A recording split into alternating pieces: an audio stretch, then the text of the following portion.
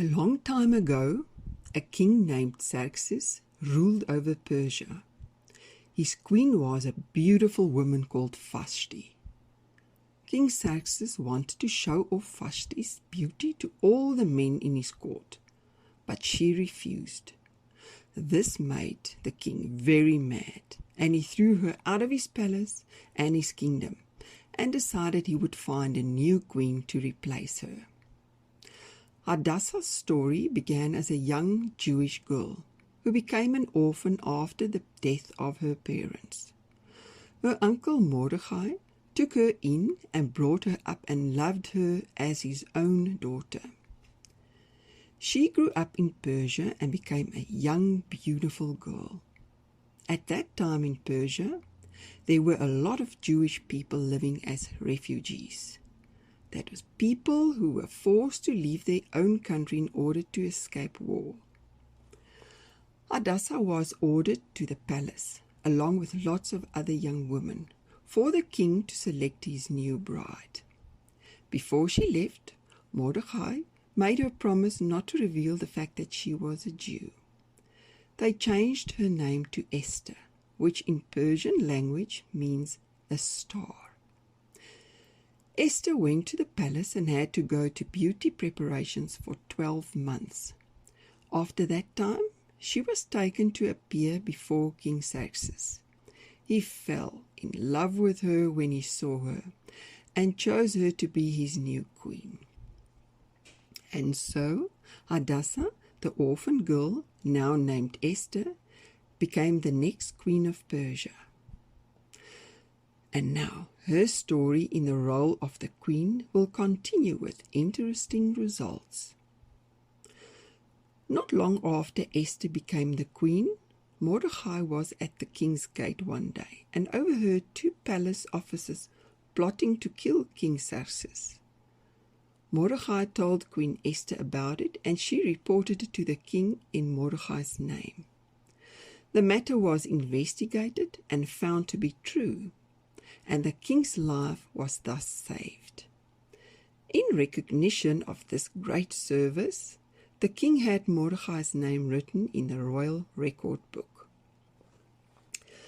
Haman was a very important officer in the Persian court of the king.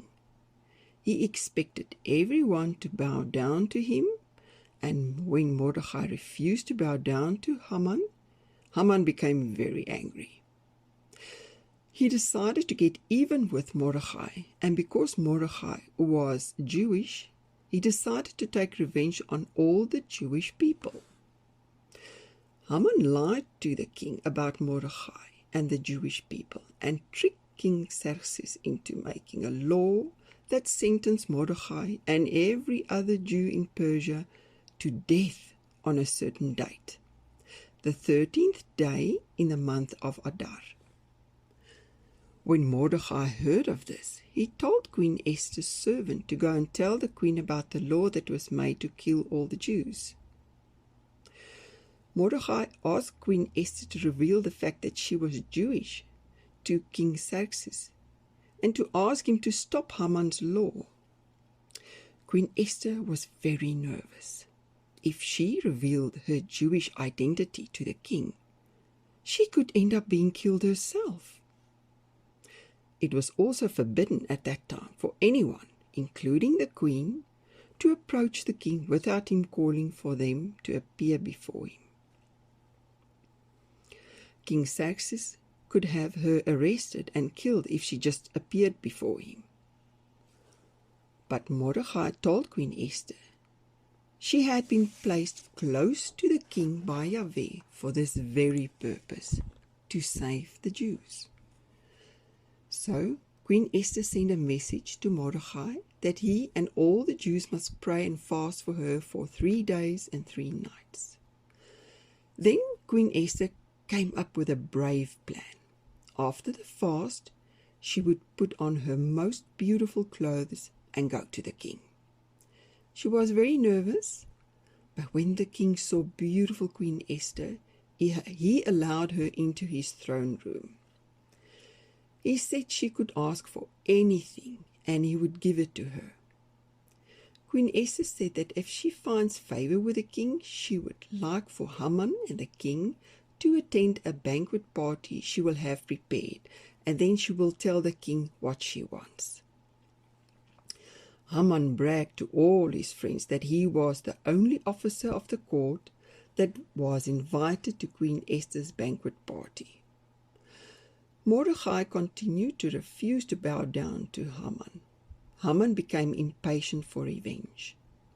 His friends and wife gave him bad advice to set up a pole to hang Mordecai and ask the king in the morning after the banquet party to hang Mordecai immediately.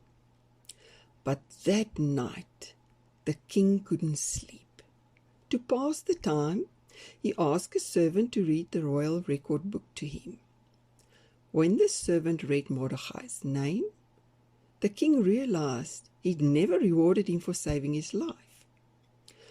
So in the morning, the king casually asked Haman, "What should be done for a man the king delights to honor?" Haman thought the king was talking about him. So he had a long list of all the honors he believed he was owed and spent a long time describing them.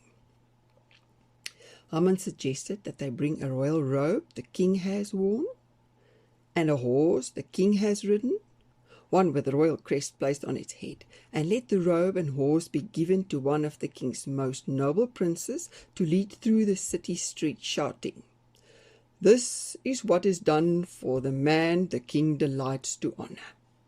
The king thought these honors sounded great, and he ordered Haman to organize them for Mordecai.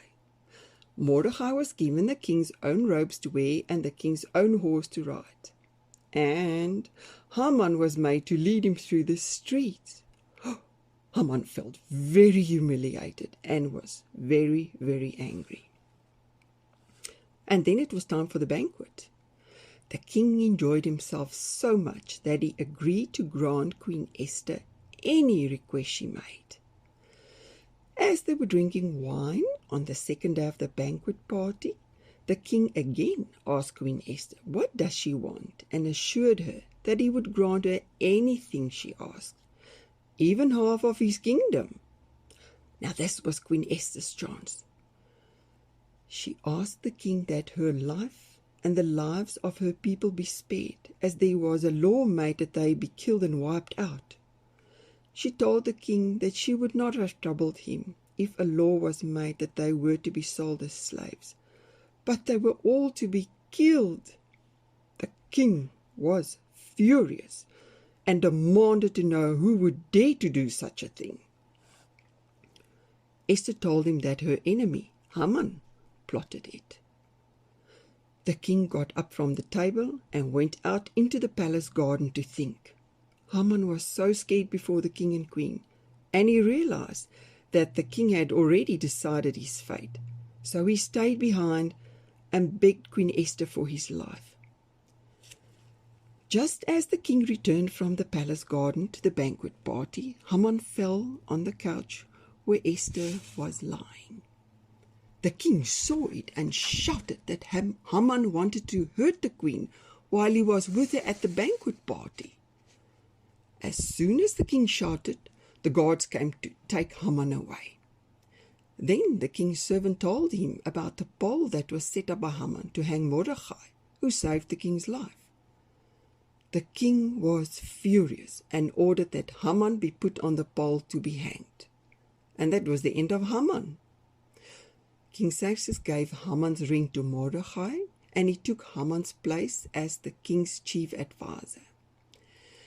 Queen Esther could not bear to see the disaster fall on her family and her people, and again pleaded with the king and begged him to put an end to Haman's evil plan to kill all the Jews.